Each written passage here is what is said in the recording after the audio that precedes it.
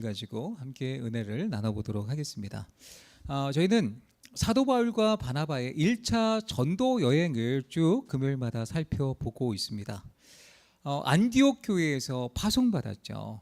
안디옥 교회 세 가지 타이틀이 있다고 말씀드렸습니다. 첫 번째 이방인에 세워진 교회였고 처음으로 비로소 그리스도인이라 일컬음을 받았던 교회이고, 그리고 처음으로 선교사를 파송했던 교회입니다. 바나바와 바울이 파송을 받아서 그들이 첫 번째 갔던 지역이 있다면 바나바의 고향이었던 구브로였습니다. 구브로를 횡단하면서 복음을 열심히 전했지만 거기에서 얻은 열매는요, 총독 서기오 바울 한 사람만 열매를 거두게 되었습니다. 그들은 밤빌리아의 버가라는 지역에 도착하였지만 마가 요한, 그러니까 수행원으로 따라 나섰던 마가 요한은요, 이 선교의 사명을 뒤로하고 예루살렘으로 돌아가게 됩니다. 선교팀에 큰 위기가 찾아왔던 거예요. 그럼에도 불구하고 바울과 바나바는요, 이 거대한 타우루스 산맥을 넘어가서 드디어 비시디아 안디옥 그 지역의 회당에 들어가서 복음을 증거하게 됩니다. 갈라디아서 4장 13절 말씀과 같이 비시디아 안디옥에 도착한 바울은요, 육체의 아픔이 연약함이 있으면서도 증거한 것이 무엇이었습니까? 복음이었어요. 예수 그리스도의 십자가와 부활만 증거했던 거예요. 다윗의 후손으로 예수님이 이 땅에 오셨고 약속대로 오셨고, 그 예수님이 우리의 죄를 위해서 약속대로 나무에서 저주를 받아 죽은 지 3일 만에 부활하셨다. 이 예수 그리스도를 믿는 자마다 멸망치 않고 구원을 얻고 영생을 얻는다 선포하게 됩니다. 이 복음으로 비시디아 안디옥의 수많은 시민이 하나님의 말씀을 듣고자 모이게 되었을 때에 유대인들이 시기합니다. 질투합니다. 그 무리를 보고 시기하여서 바울과 바나바를 대적하죠.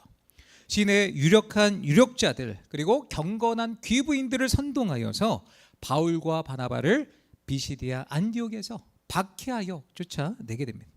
박해하였다 13장 말씀에 기록되어져 있는데요, 13장 50절 말씀에 박해하였다라고 표현되어져 있는데, 이 박해라는 말은요, 단순히 말로 어렵게 했다 이 의미를 넘어서 신체에 해를 가했다라는 거예요. 바울과 바나바는 어쩌면 붙잡혀서 태장으로 맞은 후에 쫓겨났던 거예요. 그러면서도 이 바울과 바나바는 52절 말씀에 보면 제자들은 기쁨과 성령이 충만하니라, 맞아가면서도 쫓겨나면서도 복음의 그 능력을 감당할 때 성령 충만하여서 기쁨이, 성령이 충만했던 이 선교의 사명을 감당하고 있었던 것입니다. 그들은 포기하지 않았어요. 태장에 맞았어요. 박해를 받았어요. 어려움을 겪고 있습니다. 그럼에도 불구하고 복음을 증거하기 위해서 이들은 이고니온이라는 지역에 가게 됩니다. 안디옥에서 구브로, 버가, 비시디아 안디옥, 그리고 이고니온이라는 도시에 가게 됩니다. 비시디아 안디옥에서 이고니온까지 약 180km 정도 되는 거리입니다. 비시디아 안디옥에서 동남쪽으로 이고니온이라는 지역에 가기 위해서는 30개의 산을 넘어야 되는 힘겨운 여정이었어요. 지금도 저는요, 산을 올라가는 걸 굉장히 힘들어합니다. 그렇게 보이진 않잖아요. 건장해 보이는데 산 타는 걸 굉장히 힘들어해요. 어려워요. 산 하나 타는 것도 하루 종일 걸립니다. 그런데 이들은 복음을 증거하기 위해서 30개의 산을 넘어서 이고니온이라는 지역에 가게 됩니다. 제가 산 못한다니까 되게 재밌어 하시는 분이 계신데 사람이 연약할 수도 있잖아요. 이해해 주세요. 그리고 30개의 산을 넘고 이고니온에 도착하게 되는데, 그러면서 오늘 본문이 시작되고 있는 거예요. 1절 말씀 같이 읽습니다. 이에 이고니온에서 두 사도가 함께 유대인의 회당에 들어가 말하니 유대와 헬라의 허다한 무리가 믿더라. 그렇게 어려운 선교 일정을 감당하면서 이고니온에 갔잖아요. 그런데 복음을 증거했을 때 유대와 헬라의 허다한 무리가 믿었다라고 이야기를 하고 있습니다. 자, 그러면 오늘 본문을 통해서 우리는 어떤 영적인 교훈을 얻을 수 있을까요? 첫 번째 같이 있습니다. 복음은 단순하지만 영혼을 변화시킨다. 복음은요, 너무나 단순하지만 영혼을 변화시킨다는 사실입니다. 선교팀은 회당에 들어가서 복음을 증거합니다. 사도 바울의 선교 전략은요, 1차, 2차, 3차 언제나 회당 중심의 사역이었습니다. 회당에는 관례를 따라 방문 좌석이 따로 준비되어져 있었어요. 그리고 말씀을 이제 순서에 따라서 읊조립니다. 그리고 그 말씀에 대해서 누군가가 해석하길 원합니까? 라고 이야기를 하면 권면에, 이 말씀에 대해서 누군가가 권면에 말씀을 해 주실 수 있습니까? 라고 방문자들에게 묻곤 했는데, 이때가 기회다 싶어서 사도 바울과 바나바가 기회를 포착해서 복음을 증거했던 거예요. 담대히 서서 예수 그리스도의 십자가와 죄 용서의 복음을 증거하게 됩니다. 너무나 단순했던 거예요. 예수님은 약속대로 오셨고, 약속대로 십자가에서 죽으셨고, 약속대로 부활하셨다. 약속대로 하나님의 우편에서 우리 가운데 정말 그 예수님은 다시 오실 주님이시고, 또 우리 가운데 구원과 영생을 주시는 분이다. 이 복음을 단순하지만 증거했던 거예요. 그럼에도 불구하고 지난번 도시 비시디아 안디옥 회당에서 일어났던 것과 똑같은 현상이 벌어지게 됩니다. 유대와 헬라의 허다한 무리가 믿더라. 이 단순한 복음이지만, 예수님이 우리의 구원이 되어주시고 영생이 되어주신다, 단순한 복음이지만 유대와 이방인들의 무리가 주님 앞에 돌아오게 됩니다. 믿더라. 그 말씀을 받아들인 이들이 있었다는 거예요. 그런데 모든 사람이 다 예수 그리스도의 복음을 다 받아들였을까요? 그렇지 않습니다. 비시디아 안디옥에서도 마음이 너무 단단해서 하나님의 말씀이 간단하지만 이 복음을 받아들이지 못했던 사람들이 있었던 것처럼 2절과 4절 말씀에 보면 역시 받아들이지 못하는 사람들이 있었다는 거예요. 같이 읽습니다. 그러나 순종하지 아니하는 유대인들이 이방인들의 마음을 선동하여 형제들에게 악감을 품게 하거늘 그 시내의 무리가 나뉘어 유대인을 따르는 자도 있고 두 사도를 따르는 자도 있는지라. 반쪽으로 나누어졌어요. 복음을 받아들이는 자도 있고 복음을 받아들이지 않는 자들도 있었다는 거예요. 다시 말하면 말씀에, 이 진리에 반응하는 자가 있고 그렇지 않은 자가 있었다라는 거예요. 여러분, 사도행전에서 반복적으로 보여주는 이미지가 무엇이냐면, 생명의 복음이 들어가는 곳에 복음을 받아들이는 자가 있고 복음을 받아들이지 못하는 자가 있다는 거예요. 그래서 받아들이는 자와 그렇지 못한 자 사이에서 언제나 소란이 일어나고 있다는 거예요. 복음은 그 복음을 받아들인 이들에겐 큰 기쁨의 소식이 되어지지만, 반대로 그 복음을 거절한 사람들에게는 눈에 가시같이 너무너무 싫었던 거예요. 참담했던 거예요. 그 복음을 받아들일 공간이 조금도 여유가 없었던 것입니다. 결국 이 이고니온에서 어떻게 되었을까요? 복음을 받아들인 자와 그렇지 않은 자, 소동이 일어나게 되었던 것입니다. 그렇습니다. 복음이 전파된 곳에는 결단하여 순종하든지 아니면 반대하고 핍박하든지 둘 중에 하나입니다. 두 반응 중에 하나가 나타나게 되어 있다는 거예요. 예수님도 이런 말씀을 하셨습니다. 같이 읽습니다. 내가 세상에 화평을 주러 온 줄로 생각하지 말라. 화평이 아니요 검을 주러 왔노라. 내가 세상에 화평을 주러 온 줄로 생각하지 말라. 화평이 아니라 검을 주러 왔다. 무엇을 주러 왔다고요? 검을 주러 왔다는 거예요. 싸우게 하기 위해서, 사람들로 분쟁하기 위해서 예수님이 이 땅에 오셨다는 의미입니까? 그런 의미가 아니죠. 누가복음에도 이런 말씀이 있는데 같이 읽습니다. 내가 세상에 화평을 주려고 온 줄로 아느냐? 내가 너희에게 이르노니 아니라 도리어 분쟁하게 하려 함이로라. 무슨 이야기입니까? 예수님은 사람들 사이에 분쟁이 나는 것을 기뻐하시는구나. 사람이 싸우는 것을 너무 내가 기쁘다, 이렇게 생각하셔서 분쟁을 주러 오신 걸까요? 그렇지 않다는 거죠. 이 말씀의 핵심은요, 예수님의 복음 때문에 복음을 받아들이지 못하는 자들과 영적으로 적일 수밖에 없다는 거예요. 영적인 적대감이 불가피하다는 말씀입니다. 복음이 없던 가정에 복음이 들어가면 소란이 일어납니다. 복음이 없던 동네에 복음이 들어가면 시끄러워집니다. 복음이 없던 나라에 복음이 들어가면 큰 소동이 일어난다는 거예요. 그래서 본질적으로 그리스도인들은 세상을 소란하게 만드는 이들이 맞습니다. 왜요? 복음을 선포했을 때 받아들이지 않는 자들과 우리가 영적인 전쟁이 불가피하다는 거예요.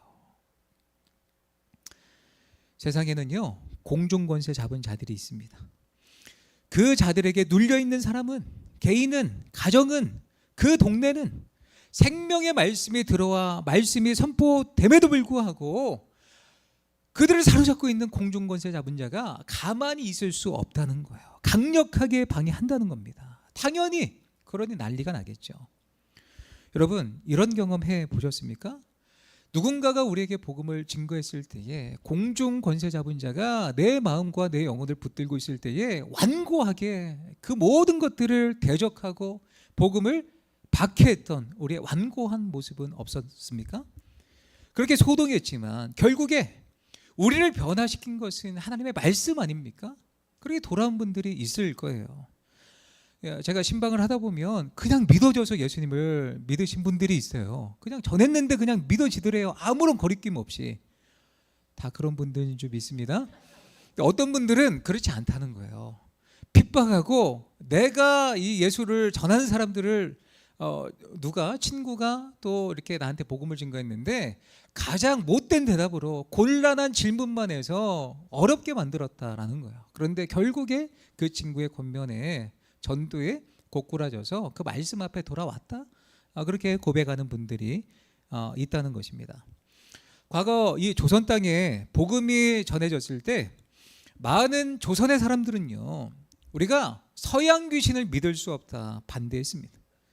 우리가 믿을 것이 없어서 우리가 믿는 신도 부족해서 서양 귀신을 믿느냐 반대했던 거예요. 120년 전 복음을 받아들였던 최권능 목사님에 관련된 이야기입니다. 한 번은 시냇물을 건너려고 하니까 이 강둑에 양반 한 분이 이제 이 곰방대를 물고 담배를 길게 물고 앉아 있었습니다. 이 사람을 그냥 이 양반을 보고 지나갈 수 없어서 이 최권능 목사님이 영광님의 귀에다가 예수 찬당 그러고 도망간 거예요. 이 양반이 너무 화가 나서 이 곰방대를 가지고 저이 고얀 놈 막 그러면서 화를 냈던 거죠. 그런데 이 양반이 집에 가서 자꾸 귀 속에 맴도는 단어가 있습니다. 예수 찬당, 예수 찬당. 이런 소리가 계속 들리는 거예요. 잠을 자도 자꾸 귀에서 예수 찬당, 예수 찬당 소리가 들리는 거예요. 그래서 예수 귀신 붙었다고 무당을 불러다가 구술하게 됩니다. 근데 구술했는데 안 떠나는 거예요. 계속해서 예수 찬당, 예수 찬당 소리가 들리는 거죠. 할 수 없이 서양 귀신은 서양 귀신 들린 사람에게 가야 된다고 그래서 선교사가 있는 교회에 찾아가게 됩니다. 교회 나가서 복음을 듣게 되었고 예수 그리스도를 영접하게 되었습니다. 이 양반이 누구냐면 고당 조만식 선생님의 부친인 조을선 씨였습니다. 이렇게 조만식 선생님이 그 부친 때문에 예수 그리스도를 믿게 되었던 거죠. 그렇습니다. 복음을 받아들이지 못하도록 악한 권세, 공중 권세 잡은 자가 방해한다는 거예요. 그럼에도 불구하고 분명한 것은 복음은 간단합니다. 그렇지만 이 복음엔 말씀에는 능력이 있습니다. 예수 천당, 예수 천당 맴도는 거예요. 그래서 하나님 앞에 돌아오게 된다는 거죠. 그렇습니다. 하나님의 말씀은 지금도 예수를 믿는 우리들에게도 우리를 지금도 변화시켜서 우리를 하나님의 형상으로 더욱더 빚어가는 줄 믿습니다. 그렇다면 우리가요 날마다 주님을 향해서 이 말씀 앞에 서야 되지 않을까요? 하나님의 말씀을 통해서 저를 빚어 주십시오. 하나님, 이 말씀을 통해서 저를 더욱더 거룩하게 하여 주시옵소서. 변화의 과정 가운데 주님 앞에 나아가야 되는 거 아닙니까? 우리는 어떻습니까? 변화되고 계십니까? 아니면 변질되고 계십니까? 이왕이면 변화되시기를 축복합니다. 어떤 목사님께서 그런 말씀을 하셨어요. 설교를 통해서 어떤 자들은 돌을 캐내고 어떤 자들은 금을 캐낸다. 무슨 이야기입니까? 어떤 분들은요 설교를 통해서 저 목사 저 설교 가운데 좀 이상한데 자꾸 돌을 말투가 좀 이상한데 이왕이면 서울 말 좀 썼으면 좋겠는데 자꾸 유유 막 이렇게 끝나 충청도 사투리 쓰고 말이요 싫어 막 그러면서 돌을 자꾸 부정적인 것만 캐내는 분이 있다는 거예요. 그런데 어떤 분은요, 단순하지만 그 말씀을 통해서 금을 캐낸다는 거예요. 진리를 캐낸다는 거예요. 하나님의 말씀을 들으려고 애쓰는 사람이 있다는 겁니다. 설교뿐 아니라 우리가 말씀을 대하는 태도도 똑같지 않습니까? 우리가 하나님의 말씀을 대할 때에 불신앙으로 정말 이것이 정말 이루어졌을까? 말씀으로 천지가 창조됐다고? 사람이 1000년 가까이 살았다고? 처녀가 임신하여 아들을 낳았다고? 죽은 자가 살아났다고? 이렇게 하면서 불신앙의 눈으로 자꾸 돌을 캐내면 우리의 믿음은 성장할 수 없다는 거죠. 하나님의 말씀에 대해서 받아들여지지 않는 부분은 제껴두고 내가 이해하고 받아들여지는 것만 믿으면서 신앙생활 하시는 분들 너무나 많다는 거예요. 그러나 이것은 참된 신앙의 모습이 아니라는 겁니다. 사랑하는 성도 여러분, 이왕이면 우리가 설교나 말씀을 통해서 하나님의 말씀인 진리와 금을 캐내시기 부탁드립니다. 믿음으로 하나님의 진리를 발견하시기를 축복합니다. 올해 초에 미국에서요, 켄터키주 에지베리 대학에서 일어난 부흥 운동이 있습니다. 에지베리 부흥 운동이라고 일컬어지는데 2023년 2월 8일부터 2월 24일까지 16일 동안 24시간 내내 하나님께 기도하고 찬양이 끊어지지 않고 16일 동안 정말 많은 사람들이 몰려들어서 하나님 앞에 죄를 회개하고 또 하나님의 그 성령의 임재를 경험했던 에지베리 부흥 운동이 있습니다. 휴즈 대강당인데요, 에지베리 대학교에 있는 강당이에요. 이 대강당에 모여서 많은 사람들이 성령의 임재를 경험했던 놀라운 사건이 있습니다. 이 사건이, 이 부흥 운동이 어떻게 일어났냐면 2023년 올해죠, 2월 8일 날 윌모에 있는 에즈베리 대학에서 여느 때처럼 수요일 날 아침에 채플이 열려지게 됩니다. 주로 학부 학생들이 800여 명 참여를 했고, 채플이 끝난 뒤 18명의 학생들이 이 휴즈 강당을 떠나지 않고 기도를 하게 돼요. 한 학생이 하나님의 말씀을 듣고 기도하던 중에 자신의 죄를 회중에게 고백함으로 부흥의 촉매제가 되었습니다. 이들은 영적인 체험을 했고 찬양과 기도로 밤을 지새우게 됩니다.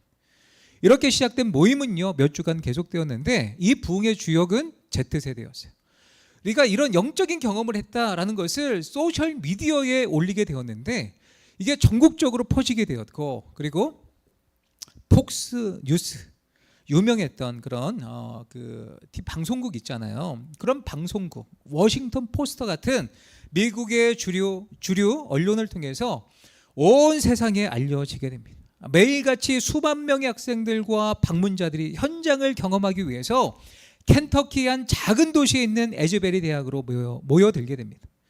16일 동안 24시간 내내 하나님을 예배하고 찬양하고 기도하는 이 부흥의 운동이 일어나게 되었던 거예요. 많은 사람들이 몰려들게 되자 이 강당은 좁잖아요. 밖에서 줄을 서서 기다리는데 밖에서 줄을 서서 그냥 있는 것이 아니라 그 자리에서 찬양을 하고 기도를 하면서 하나님 앞에 나아갔던 거예요. 잔디밭에서도 찬양이 이어지고 곳곳에서 서로를 붙잡고 기도했던 것입니다. 자, 그런데 이 에즈베리 부흥의 출발은 무엇으로부터 시작되었을까요? 너무나 평범했던 한 채플의 설교였습니다. 잭이라는 목회자가 로마서 12장을 설교하게 되는데 사랑의 실천의 중요성에 대해서 설교하게 됩니다. 하나님의 사랑을 체험하지 않고는 진정으로 다른 사람을 사랑할 수 없다, 그런 내용이었어요. 이 잭 목사님은요, 내가 설교를 그렇게 잘했다라고 느끼지 못했어요. 그래서 예배가 끝나고 집에 바로 가게 됩니다. 그런데 성령 하나님께서 그 메시지를 사용하셨던 거예요. 사랑에 목말랐던 Z세대들이 하나님의 사랑을 체험하지 않고는 다른 사람을 사랑할 수 없다는 하나님의 그 말씀에 도전을 받게 됩니다. 800명 중 18명의 학생이 진한 감동이 밀려오자 예배가 끝나도 자리를 떠나지 않게 됩니다. 그렇습니다. 이런 운동은요, 이렇게 비록 간단하지만 설교자도 내가 설교를 잘하지 못하였다 그렇게 생각될 정도로 너무나 단순한 진리였지만 이 복음의 능력이 있는 거예요. 역사가 나타났던 것입니다.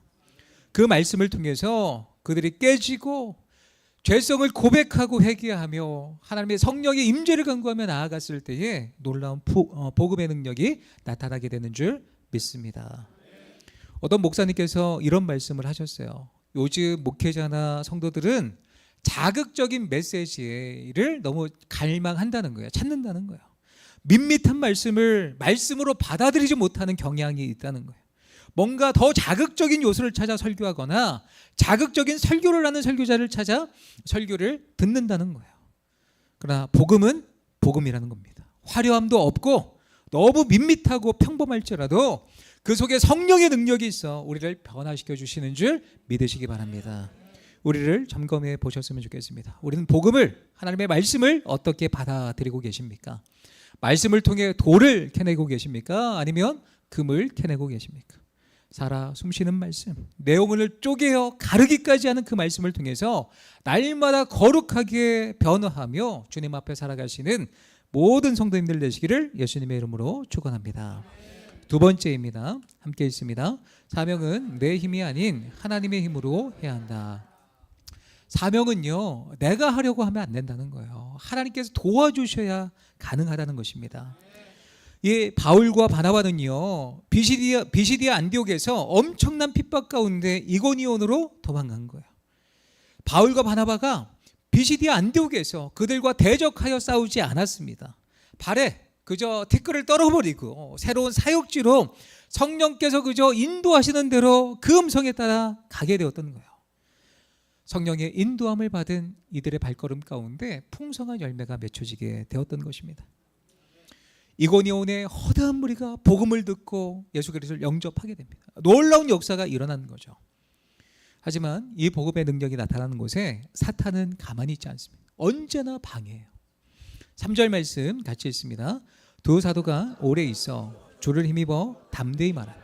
주께서 그들의 손으로 표적과 기사를 행하게 하여 주사 자기 은혜의 말씀을 증언하시니. 그런 이 유대인들이 이방인들의 마음을 선동하여 형제들에게 악감정을 품게 했지만 그럼에도 불구하고 두 사도는요, 자신들을 배척하는 무리에 선동하는 그 악행과 그 선동당하는 무지에도 개의치 않고 끝까지 그곳에서 오랫동안 오래 있어 은혜의 말씀을 증거하게 됩니다. 말씀에 보면 오래 있어 라고 표현하죠. 핍박이 일어났지만 금방 도망가지 않았다는 거예요. 핍박과 고난이 있음에도 불구하고 그 자리에 눌러앉아 담대하게 복음을 증거한 것입니다. 그 비결이 무엇입니까? 주를 힘입어 담대히 말하니.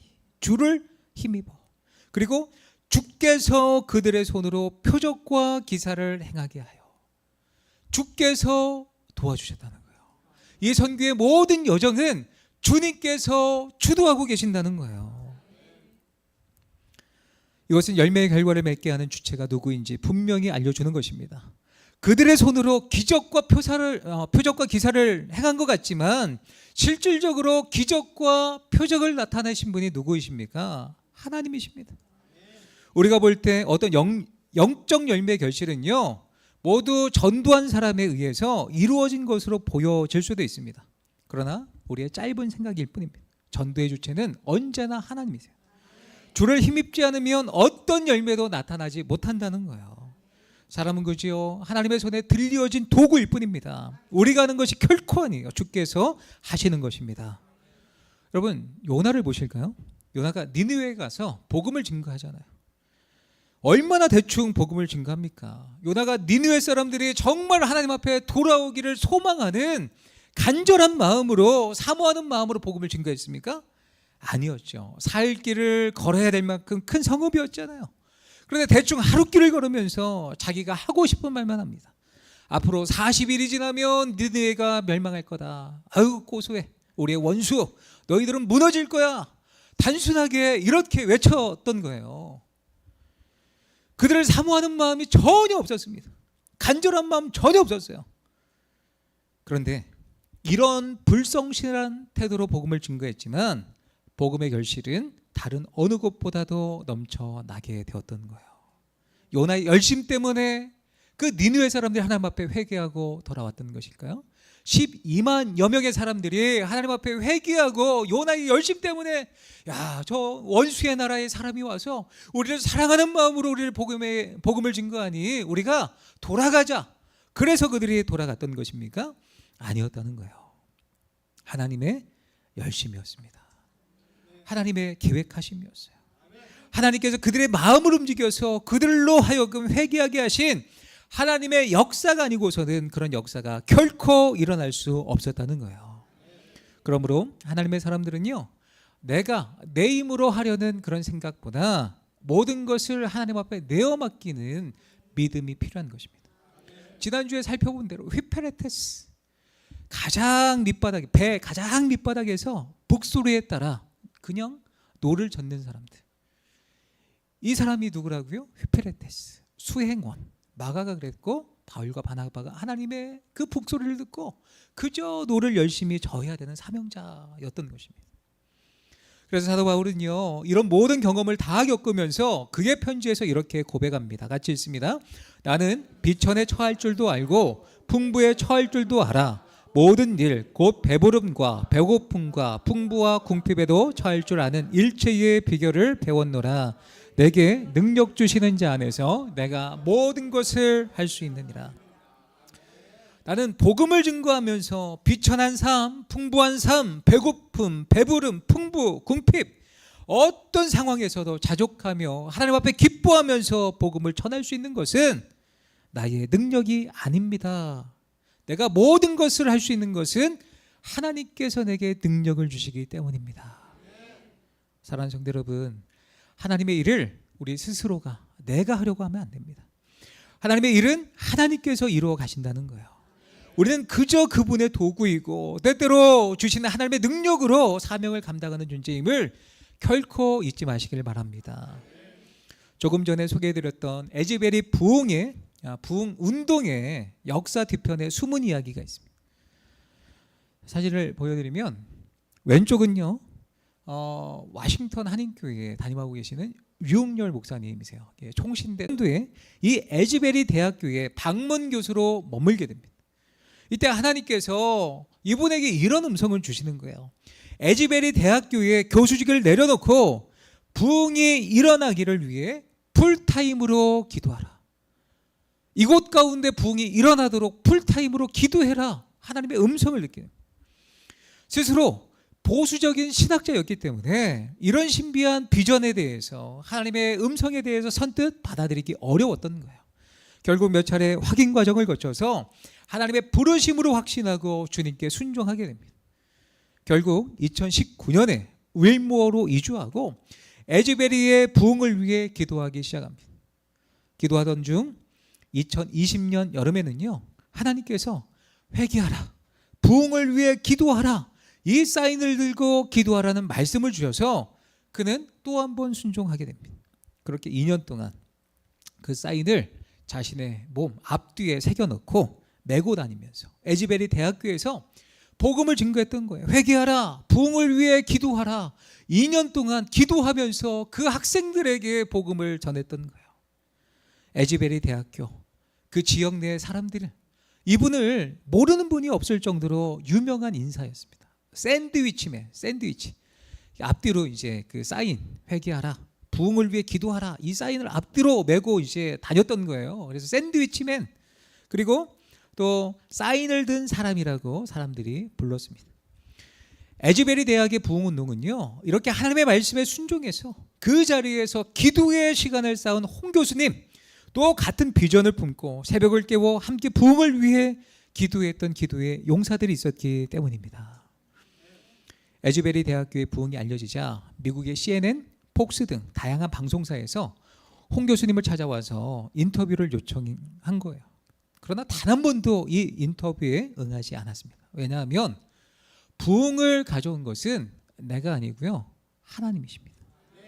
모든 영광을 받으셔야 될 분도 하나님이십니다. 인터뷰를 거절한 거예요. 누군가가 홍 교수님의 아내에게 묻게 됩니다. 남편분이 이해하기 어려운 결정을 할 때 마음이 어떠셨습니까? 그녀의 대답은 간결했습니다. 당연히 그를 따랐지요. 왜냐하면 결국 주님을 따르는 일이었으니까요. 그렇습니다. 우리의 모든 인생 속에서 복음을 통해 주님의 사명을 받은 사람들이라면 우리의 삶 속에서 하나님의 역사심이 드러나도록 주님의 도구가 되어야 됩니다. 우리의 인생이 화려하지 않을 수 있어요. 피켓을 들고 2년이라는 시간 동안 서서 복음을 외치는 수고로움이 우리 가운데 따르기도 합니다. 기도의 자리에서 2년 동안 기도의 분량을 채우는 수고로움이 따르기도 합니다. 그러나 분명한 것은 하나님께서 우리에게 도구로 쓰신다 하실 때에 그분의 손에 우리를 그저 내어 맡기기만 하면 주님께서 모든 일을 행해 주실 줄 믿습니다. 바울과 바나바가 그랬어요. 주를 힘입어 주께서 그들의 손으로 표적과 기사를 행하게 하사 모든 것이 하나님의 손에 쓰임받았다는 거예요. 말씀을 뵙겠습니다. 복음은 단순하지만 능력이 있습니다. 사람의 영혼을 변화시킵니다. 또한 하나님의 일들을 행함에 있어서 내가 하려고 하기보다는 하나님께 내어 맡기시길 바랍니다. 그러면 하나님께서 우리에게 능력을 공급해 주실 것이고 하나님께서 구원의 사역을 이루어 가실 줄 믿습니다.